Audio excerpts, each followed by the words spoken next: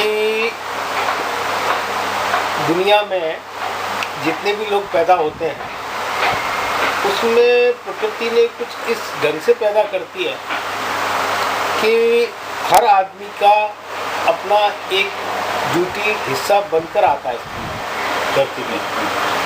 हर 100 आदमी से, मेरे हिसाब से मेरा सोचना है, हर 100 आदमी से एक जीनियस पैदा होता है, 2-3 बुद्धिमान पैदा होते हैं, 20-25 औसत बुद्धि के पैदा होते हैं, 20-25 कम बुद्धि के, बाकी 40-45% बिना बुद्धि के पैदा होते हैं। बिना बुद्धि के आदमी, जिनको कि हम आज की डेट में लेबर क्लास या मजदूर क्लास बोलते हैं, उनका भगवान रोटी है। क्योंकि सवाल यहाँ पर क्या है, ईश्वर हर आदमी का अपना अपना अलग है। जो लेबर क्लास है उसके लिए ईश्वर रोटी है। जैसे एक जानवर पालतू क्यों बन जाता है, क्योंकि उसको मालिक खाना देता है, वो उसके पीछे दुमिलाता है, कुत्ता हो या कबूतर हो या कोई भी पक्षी जानवर हो, करता है। इसी तरह मनुष्य को अगर सिक्योरिटी मिल जाए कि ये रोटी मिलेगी मुझे, तो ही वो काम करता है। आज देखिए जो लेबर क्लास है या ऐसी क्लास है जो कि न उनको कोई मतलब नहीं है विकास क्या होता है, लाइट है या नहीं, सड़क है या नहीं, ये डेवलपमेंट हुआ है, ब्रिज है, रेलवे है, ये उनको कोई मतलब नहीं है। उनको मतलब है कि सिर्फ शाम को रोटी मिलेगी या एक क्वार्टर साथ में मिल जाएगा।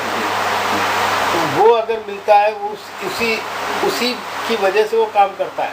अगर उसको बिना कुछ काम किए ही ये सब मिले तो वो काम भी नहीं करेगा। आप देखते हो कि एक दिन अगर आप किसी आदमी को 3-4 दिन की खाने के लायक पैसे मिल जाए तो 2 दिन काम कितना आता ही नहीं, क्योंकि उसका भगवान सिर्फ रोटी है कि जो रोटी दे वो भगवान है, और रोटी मिल गई उसको भगवान मिल गया, उसको और कुछ नहीं चाहिए।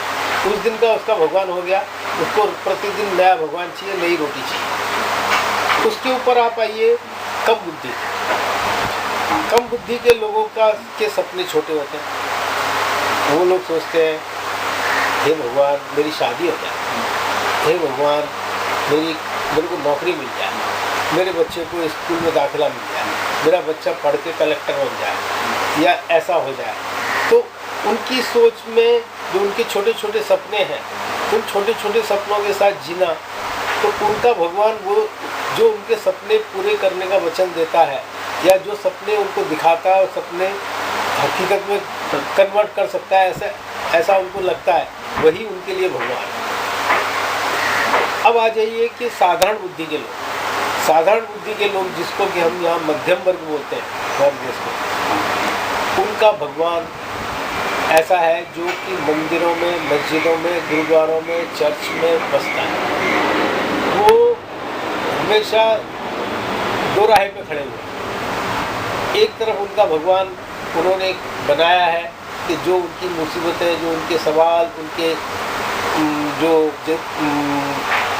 कुछ दिमाग में जो भी बातें हैं, उनको उनका सवाल, उनका जवाब मिल जाए, उनको शांति से रहने की भी और ऊपर बढ़ने की इच्छा है, उनके सपने भी पूरे हों, ज़रूरतें भी पूरे हों, और दिमाग में जो टेंशन है वो उसको भी कम हो। उसके लिए वो अलग अलग जगह पे भटक रहे हैं, मंदिरों में, मस्जिदों में, गुरुद्वारों में, इधर उधर, गुरुओं में, महात्माओं में, उन सब के पीछे विचारों को उथल पुथल होते हुए, करते हुए वो जीते। उसके आगे आते बुद्धिमान लोग। बुद्धिमान लोग हैं हमारे यहाँ, जो बड़े बड़े धर्म गुरु हैं, पॉलिटिशियंस हैं, कॉरपोरेट्स हैं, इनका भगवान इनके अंदर होता है। ये भगवान क्रिएट करते हैं, ये किसी को भी भगवान बना देते हैं, किसी को भी इंसान बना देते हैं। तो ये लोग मैनेजमेंट करते हैं, मैनेजमेंट गुरु है, तो ये मैनेजमेंट करके भगवान को क्रिएट करते हैं और भगवान इनके लिए खिलौना है। तो ये एक वर्ग है। उसके ऊपर एक जीनियस होता है। जीनियस वो उसके अंदर ही भगवान है, वो कहीं भगवान को ढूंढने नहीं जाता। उसको कुछ लोग नास्तिक या पागल या वैज्ञानिक या फिलोसफर या ऐसे बोलते हैं। उन्हीं 100-200 जो सन की भी बोलते हैं लोग, उन्हीं 100-200 सुपर जीनियस में से एक सुपर जीनियस पैदा हो जाता है, जिसको हम गांधी कहते हैं, जिसको हम राम कहते हैं, जिसको हम कृष्ण कहते हैं। तो ये सारी सामाजिक संरचना भगवान के नाम पर इस तरह से क्रिएशन हुई है।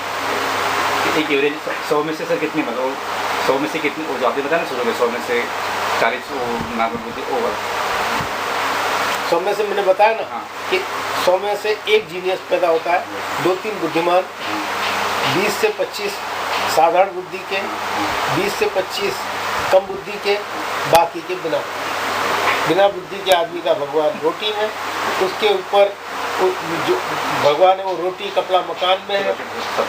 हाँ, छोटे छोटे सपने वालों का। उसके बाद मध्यम वर्ग है, उनका भगवान चर्च में, गुरुद्वारे में, मंदिरों में, मस्जिदों में, और वो कंफ्यूज है कि उनका भगवान क्या है। वो खुद भगवान बनाते हैं, खुद भगवान बिगाड़ते हैं।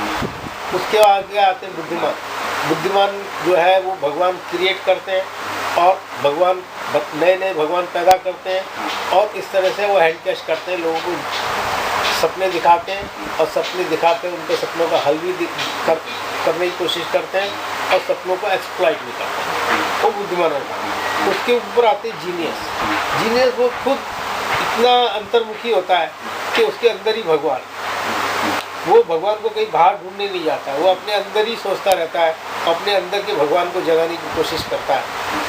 तो वो ऐसे होते हैं जिनको हम बोलते हैं कि बड़े, जैसे कि आचार्य रजनीश हुए, या महात्मा गांधी हुए, या राम हुए, या कृष्ण हुए, जो एक अवतार कहलाए या भगवान कहलाए, इस तरह के ये सुपर जीनियस लोग थे। इसी में जीनियस बहुत से आते हैं, जैसे बहुत बड़े डॉक्टर हो गए, साइंटिस्ट हो गए, फिलोसफर हो गए, गुरु हो गए।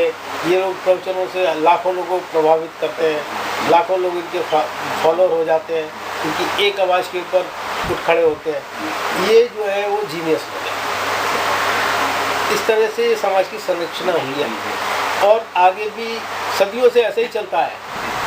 और ऐसा नहीं है कि हमारे भारत में ही ऐसा सिस्टम है, पूरी दुनिया में लोग इसी अनुपात में पैदा होते हैं। प्रकृति हर जगह एक जैसी है, सूरज पूरी दुनिया में इसी तरह उगता है, इसी तरह डूबता है, इसी तरह मौसम होते हैं, हवाएं चलती हैं, तो उसकी रोशनी, ये जो कुछ भी होता है पूरी दुनिया के ऊपर इफेक्ट पड़ता है, और दुनिया इसी तरह चलती है। ये मेरा मानना है।